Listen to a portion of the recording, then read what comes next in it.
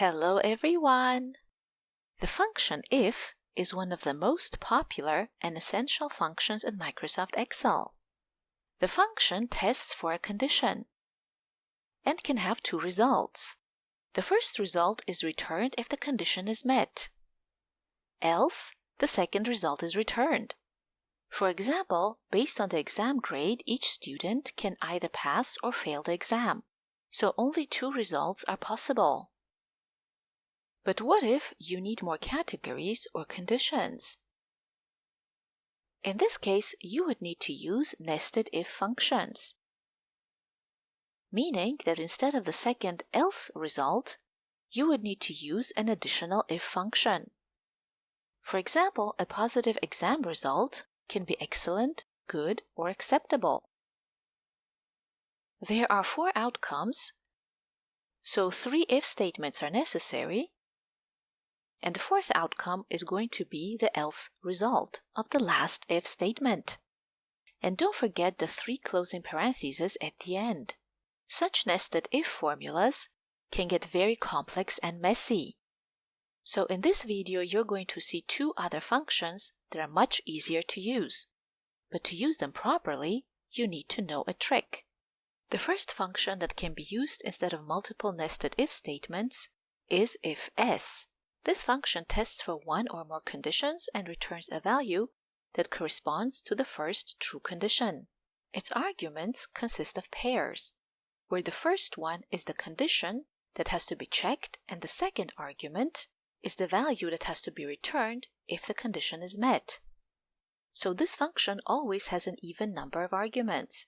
But then, where is the default result in this formula that is returned when none of the conditions are met? And that's the trick of this function. As the last pair of arguments, you have to enter the word true for the final logical test argument and the result that has to be returned if none of the conditions are met as the second argument. This will work because multiple conditions need to be entered in correct order, and the function returns the result that corresponds to the first true condition. So the default result is only going to be returned if all other conditions are false. So the nested formula will change like this.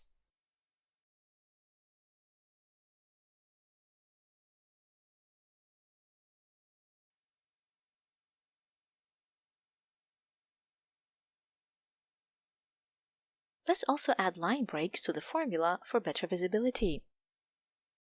As mentioned earlier, the order of the conditions matters. For example, this formula can also be written with greater than or equal signs. The descriptions of all grades except one are wrong. That's because the order of the arguments is not correct. All grades are greater than 1, and the function returns the result corresponding to the first true condition. Let's reverse the order of the arguments. And now the descriptions are correct. The other function that can be used instead of nested if statements is switch. This function evaluates the expression in its first argument against a list of values and returns the result corresponding to the first matching value. An optional default value may also be included for the case if there is no match.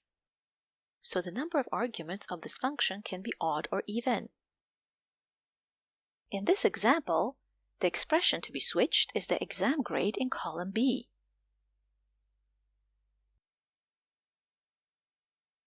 The student grades are in a table, so I'm using structured references in the formula instead of cell references. The value of 1 corresponds to excellent, 2 is good, 3 is acceptable, and the default value argument for all other grades is exam failed.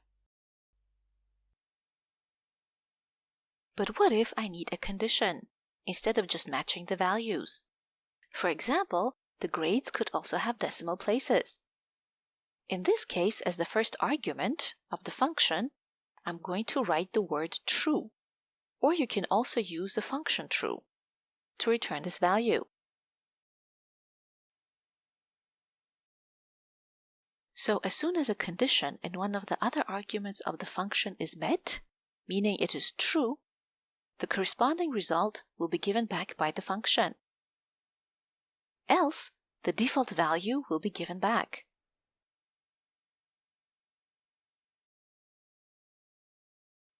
Again, the order of the conditions is important because the function gives back the result of the first matching value.